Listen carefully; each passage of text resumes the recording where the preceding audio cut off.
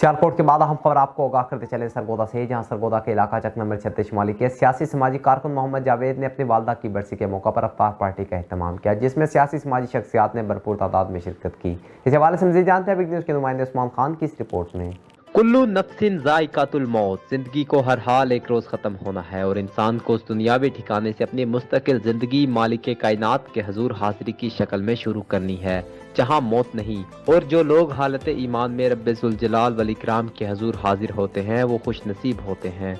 रोज जनाजे हमें इस हकीकत से रोशनास करवाते हुए सफर की रवानगी से आगाह करते हैं, और जब वारिसान फोत शुदगान के साल स्वाब के लिए कुरान खानी या रमजानुल मुबारक में अफ्तार की महाफिल सजाते हैं तो दुनिया से जाने वालों को राहत नसीब होती है। इस हवाला से सरगोदा के इलाका चक नंबर 36 शुमाली के मारूफ सियासी समाजी कारकुन मोहम्मद जावेद ने अपनी वालदा के साल स्वाब के लिए पुरतकल्लुफ अफ्तार पार्टी का एहतमाम किया, जिसमें सरगोदा की सरकर्दा शख्सियात समेत लोगों की कसीर तादाद ने शिरकत की।